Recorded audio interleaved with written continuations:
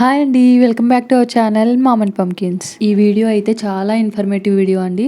Wall paintings గురించి చాలా details చెప్పబోతున్నాను. ఎక్కడ స్కిప్ చేయకుండా చూడండి. వీడియోలోకి వెళ్లే ముందు ఒక చిన్న రిక్వెస్ట్ అండి, వీడియోని అయితే లైక్ చేయండి. మీరు లైక్ చేయడం వల్ల ఎవరికైతే అవసరం ఉంటుందో వాళ్ళందరికీ రీచ్ అవుతుంది. అండ్ ఇప్పటిదాకా మన ఛానల్ ని సబ్స్క్రైబ్ చేసుకోకపోతే కింద రెడ్ కలర్ లో సబ్స్క్రైబ్ అనే బటన్ ఉంటుందండి. దాన్ని క్లిక్ చేసి పక్కన బెల్ ఐకాన్ ఉంటుంది, దాన్ని క్లిక్ చేసి ఆల్ లో పెట్టుకోండి. మన వీడియోస్ ఏవి మిస్ అవ్వరు. ఇక అస్సలు లేట్ చేయకుండా వీడియోలోకి వెళ్ళిపోదాం. అమ్మయ్య, వుడ్ వర్క్ అయిపోయి ఒక పని అయిపోయింది, ఇంకా పెయింటింగ్ ఏముందిలే, వాళ్ళే వచ్చి వేసేసి వెళ్ళిపోతారు కదా అని అనుకున్నానండి. కానీ ఇది అంతకు మించి పని. ఎందుకంటే వాళ్ళు వుడ్ వర్క్ చేసేటప్పుడు కొన్ని మిస్టేక్స్ అవుతుంటాయండి. చెక్క గోడ కొట్టేటప్పుడు గోడ ఎడ్జెస్ పగులుతాయి. ఎంత జాగ్రత్తగా పెట్టినా ఎడ్జెస్ పగులుతుంటాయండి ఇలాగా. తర్వాత వుడ్ కి లామినేట్ అంటించేటప్పుడు గమ్ పూసి అంటిస్తారు కదా, ఆ అంటించేటప్పుడు జాగ్రత్తగా లేకపోతే గోడలకు అవుతూ ఉంటాయి. కొంచెం జాగ్రత్తగా పెడుతూ అవి అవ్వకుండా అయినా చూసుకోవాలి, లేకపోతే అయిన దాన్ని వాళ్ళే క్లీన్ చేయాలి. మాకు చేసేటప్పుడు గమ్ అవుతుంది అని అడిగితే మేము మా దగ్గర కెమికల్ ఉంటుంది దాంతో క్లీన్ చేస్తామన్నారు. బట్ హడావుడ్లో వాళ్ళు వెళ్ళిపోయారు, మేము అంతగా చూసుకోలేదు. ఈ గమ్ అసలు పీకితే గోడ పెయింట్ ఊడిపోతుంది కానీ అసలు రాలేదండి. చాలా స్ట్రాంగ్గా ఉంటుంది కదా, పుట్టితో సహా వచ్చేసేది. సో మేము వదిలేసాము ఇంకా. బట్ ఇప్పటికీ చూడండి స్మూత్గా లేకుండా అలా కనిపిస్తూనే ఉంటుంది. మీకు కుదిరితే కొంచెం పీకేసి పుట్టి పెట్టించుకొని మళ్ళీ పెయింట్ వేయించుకోండి.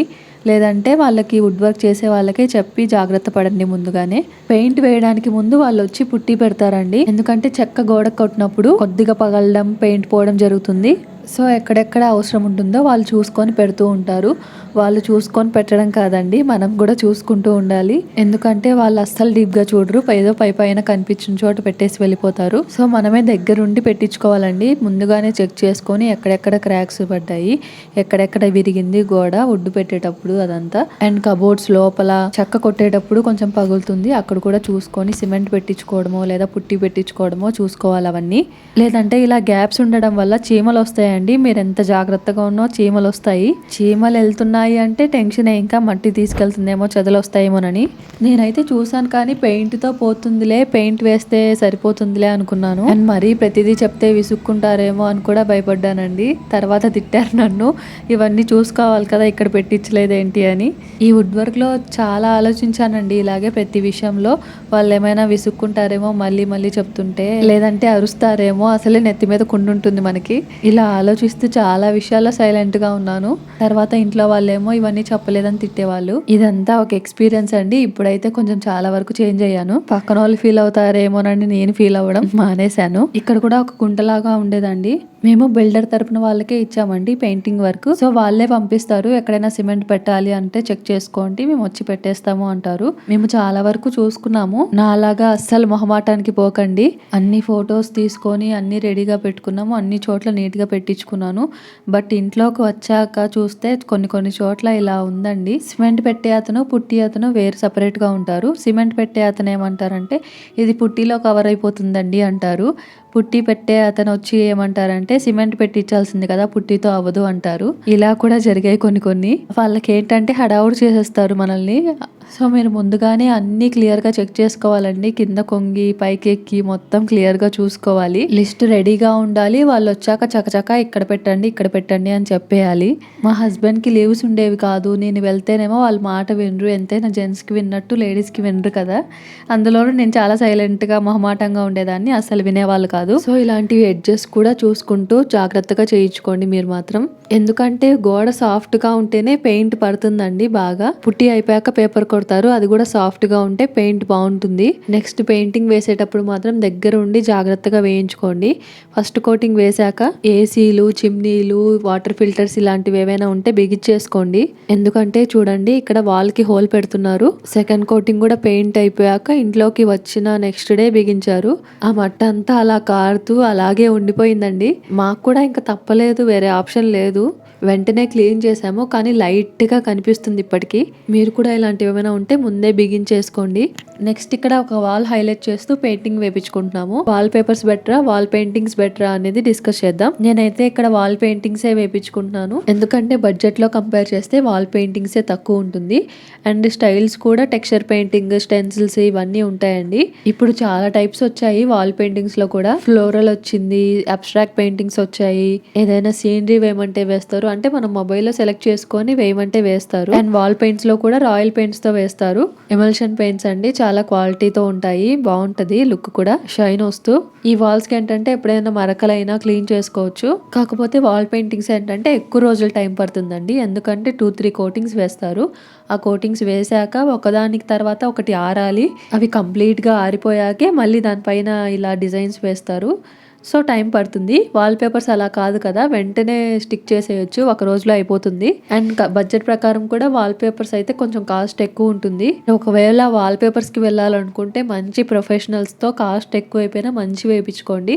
ఎయిర్ బబుల్స్ లేకుండా నీట్ గా వేస్తారు మంచి గమ్ పెట్టి. అండ్ వాల్ పేపర్స్ వాల్ని మొత్తం కవర్ చేయడం వల్ల ఎయిర్ ఫ్లో అవ్వక కొంచెం డ్యామేజ్ అవుతుంది అంటారు వాల్స్. మరి అది ఎంతవరకు నిజమో నాకు తెలీదు. ఇప్పుడు మోడర్న్ వాల్ పేపర్స్ అయితే మంచి బ్రీతబుల్గా ఎయిర్ ఫ్లో అయిందేలాగే మంచిగా వస్తున్నాయంట. ఇప్పుడు ఒకసారి చెక్ చేసుకోండి. వాల్ పేపర్స్ ఎప్పుడు బాగుంటాయంటే ఏదైనా రెంట్ హౌస్లో ఉన్నా లేదా ఏదైనా డ్యామేజ్ అయిందనుకోండి వాల్, దాన్ని కవర్ చేస్తూ ఉండాలంటే వాల్ పేపర్స్ బాగుంటాయి. ఆర్ న్యూ హౌస్లో అయినా ఏదైనా వాల్ని హైలైట్ చేయాలి అనుకుంటే వాల్ పేపర్స్కి వెళ్ళిపోవచ్చు. వాల్ పేపర్స్కి ఏంటంటే ఎంతైనా జాగ్రత్తగానే ఉండాలండి, క్లీన్ చేయడం అదంతా, వాటర్ ఎక్కువ పెట్టకూడదు. ఈ రిస్క్ అంతా ఎందుకంటే హ్యాపీగా వాల్ పెయింటింగ్స్కి వెళ్ళిపోతే ఏ రిస్క్ ఉండదు. పిల్లలున్నా ఇంట్లో పెట్స్ ఉన్నా వాల్ పేపర్స్కి దూరంగా ఉండడమే మంచిదండి, కొంచెం జాగ్రత్తగా ఉండాలి. వాల్ పెయింటింగ్లో అయినా కూడా మనము గీతలు పడుతూ ఉంటాయి, బట్ మనం అది చిన్నగా కవర్ చేసుకోవచ్చు. బట్ వాల్ పేపర్ అలా కాదు కదా, మొత్తం తీసేయాల్సి వస్తుంది. ఇదైతే జస్ట్ పెయింట్ తెచ్చుకొని వేసుకుంటే సరిపోతుంది. సో మేము వాల్ పెయింటింగ్స్నే ప్రిఫర్ చేసాము. మీరు మాత్రం మ్యాక్సిమం లైట్ కలర్స్నే ప్రిఫర్ చేయండి. ఇంటికి లైట్ కలర్స్ ఉంటేనే అందం అండి. మీ వుడ్ వర్క్ హైలైట్ అవ్వాలి అంటే ఎంత లైట్ కలర్స్ వేయించుకుంటే అంత బాగుంటుంది. బీచ్ కలర్ పర్ఫెక్ట్ అండి, అసలు ఏ వుడ్ వర్క్ అయినా హైలైట్ అయిపోతుంది. దాంట్లో కూడా కోడ్స్ ఉంటాయి. మేమైతే వీలైనంత లైట్ కలర్సే వేయించుకున్నాము. కలర్స్ సెలెక్ట్ చేసుకోవడం ఎలా అంటే, ఇప్పుడు ఒక రూమ్లో కబోర్డ్స్ ఏ కలర్లో ఉన్నాయో ఆ కలర్స్లోనే లైట్ కలర్స్కి వెళ్ళిపోవడం బెటర్ అండి. మాకు ఇక్కడ చిల్డ్రన్స్ బెడ్రూమ్లో పింక్ బ్లూ ఉంటుంది కాంబినేషన్. సో మేము పెయింట్స్ లైట్ బ్లూ వేయించుకున్నాము. అండ్ ఒక వాల్ హైలైట్ చేయాలనుకున్నప్పుడు లైట్ కలర్ పెయింట్లోనే డార్క్ కలర్ షేడ్ తీసుకోవడం బెటర్ అండి. మేము ఇక్కడ ఏంటంటే వీళ్ళు వాల్ పెయింటింగ్స్ చూపించినప్పుడు ఈ కలర్తోనే ఉంది. సో మేము వేరే కలర్తో ఊహించుకోలేకపోయాను, నేను వేరే కలర్తో ఈ డిజైన్ వేస్తే ఎలా ఉంటుంది అని. సో రిస్క్ ఎందుకని ఈ కలర్ వేయించాము. బట్ బాగా సెట్ అయింది ఈ కలర్ కూడా. అండ్ గజిబిజిగా అస్సలు ఉండకూడదు, సింపుల్వి డీసెంట్గా ఉండే వేయించుకోండి. అంటే ఎవరి టేస్ట్స్ వాళ్ళ అండి, కొంతమందికి డార్క్ కలర్స్ కూడా నచ్చుతాయి. నాకైతే లైట్ కలర్స్ ఇష్టం కాబట్టి నేను మ్యాక్సిమం లైట్ కలర్సే వేయించుకున్నాను.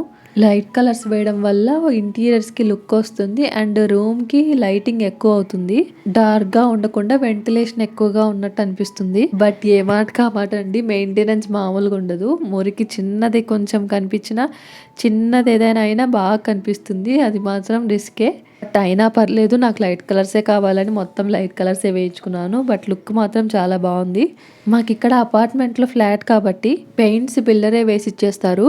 అంటే కొన్ని కలర్స్ డిస్ప్లేలో పెడతారు, వాటిల్లో మనం సెలెక్ట్ చేసుకొని చెప్పాలి, ఆ కలర్స్ వేస్తారు. బట్ వాళ్ళు వేసే పెయింట్స్ అస్సలు క్వాలిటీ ఉండవండి.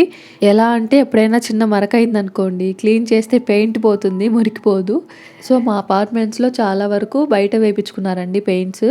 అంటే క్లీనబుల్ వాషబుల్ పెయింట్స్ ఉంటాయి, ఏదైనా మరక అయితే క్లీన్ చేసుకుంటే పోతుంది. వీళ్ళు వేసినవైతే ఏషియన్ పెయింట్స్ అండి. వీళ్ళు వేసిన పెయింట్ కాస్ట్ వచ్చేసి 250-220 రూపీస్ ఉన్నాయి ఒక డబ్బా, అంటే 1 లీటర్ డబ్బా. రాయల్ పెయింట్స్ ఎంఆర్పి అయితే 650 ఉంది. బట్ మనం బల్క్లో కొంటే ఎంఆర్పి కంటే చాలా తక్కువకే వస్తాయి. ఇక్కడ మేమేంటంటే పిల్లలు ఉన్నారు కదా, ముందు బిల్డర్ ఇచ్చిన వాటితో వెళ్ళిపోదాము, అసలు ఎలా ఉంటుందో చూసి 1 or 2 ఇయర్స్లో మంచి పెయింట్స్ వేయించుకుందాము, రాయల్ పెయింట్స్ అనుకున్నాము. అలా చేయడమే మంచిదైంది అనిపించిందండి ఇప్పుడైతే నాకు. ఫైనల్గా నేనేం చెప్పాలనుకుంటున్నానంటే, మీ ఇంట్లో కిడ్స్ లేరు, పెట్స్ లేవు అనుకుంటే, అండ్ మీకు బడ్జెట్తో ప్రాబ్లం లేదు అనుకున్నా, మెయింటెనెన్స్ కొద్దిగా ఎక్కువ ఉన్నా పర్లేదు అనుకున్నా, అండ్ మీరు సిటీలో ఉండి ప్రొఫెషనల్స్ మీకు వాల్ పేపర్స్ వేసే వాళ్ళు తెలుసు, నీట్గా వేస్తారు అనుకుంటే వాల్ పేపర్స్ని చూస్ చేసుకోండి. లేదా ఇదంతా రిస్క్ పడలేము అనుకుంటే వాల్ పెయింటింగ్స్కి వెళ్ళిపోండి, అది మీ ఇష్టం. ఇదంతా నాకు తెలిసింది నేను చెప్పానండి, మీరు కూడా కంప్లీట్గా కనుక్కొని డిసైడ్ అవ్వండి. తర్వాత ఇక్కడ చూడండి, నేను ఇక్కడ ఫోన్లో వీడియో ఆన్ చేసి వెళ్ళిపోయానండి. మధ్య మధ్యలో వచ్చి చూసుకుంటూ ఉన్నాను. మధ్యలో ఒకసారి అడిగారు ఎంత డౌన్కి వేయాలి అని. నేనైతే స్విచ్ బోర్డ్ వరకు చాలు అని చెప్పాను. బాగా చేశారు. ఫస్ట్ నార్మల్ డిజైన్ వేసి తర్వాత దాని షాడో వేశారు. అంటే ఫస్ట్ వైట్ కలర్ పెయింట్ వేసి తర్వాత రోలర్ తో సిల్వర్ పెయింట్ వేస్తున్నారు. వాల్ పెయింటింగ్స్ కూడా చాలా చూసానండి. నాకు అసలు ఏది నచ్చలేదు. చివరికి ఏది వద్దు, అసలు వాల్ పెయింటింగ్సే వద్దు అనుకున్నాము. బట్ ఏదైనా హైలైట్గా ఉండాలి కదా వాళ్ళు. నాకు వీడియోస్కి కానీ ఎప్పుడైనా పిక్చర్స్ దిగడానికి కూడా బాగుంటుంది కదా అని వేపించుకున్నాము. ఎందుకంటే ఏదైనా చిన్న తేడా జరిగినా ఇంటి లుక్కే చెడిపోతుంది, ఇంటీరియర్ లుక్ చెడిపోతుందండి. ముందు వుడ్ వర్క్ అంతా డీసెంట్ కలర్స్ వేపించుకొని వాల్ పెయింటింగ్స్ పిచ్గా ఉంటే బాగుండదు కదా, అందుకనే సింపుల్గా సెలెక్ట్ చేసుకున్నాను. ఈ ఇన్ఫర్మేషన్ అంతా నాకు తెలిసింది చెప్పానండి. మీకు ఏదైనా కొద్దిగైనా హెల్ప్ అయింది అనుకుంటే తప్పకుండా కమెంట్ సెక్షన్లో చెప్పండి. ఇంకా ఏమైనా డౌట్స్ ఉంటే ఈ వీడియో కింద కమెంట్ చేయండి. నెక్స్ట్ వీడియోలో ఆ డౌట్స్ అన్ని క్లియర్ చేస్తాను. నెక్స్ట్ వీడియోలో హాల్లో పెయింటింగ్ గురించి, పిల్లర్ పెయింటింగ్స్ గురించి చెప్తానండి. పిల్లర్ని కవర్ చేస్తూ పెయింటింగ్ వేయించుకున్నాను, అది చూపిస్తాను నెక్స్ట్ వీడియోలో. ఇంకా నేను చెప్పాల్సిన కొన్ని డీటెయిల్స్ ఉన్నాయండి, అవన్నీ నెక్స్ట్ వీడియోలో కవర్ చేస్తాను. అండ్ వీడియోని లైక్ చేయడం మర్చిపోతున్నారు, ప్లీజ్ లైక్ చేయండి. అండ్ ఇంకా మరిన్ని ఇలాంటి వీడియోస్ కోసం మన ఛానల్ని సబ్స్క్రైబ్ చేసుకోవడం అసలు మర్చిపోకండి. Thank you so much for watching. Bye bye.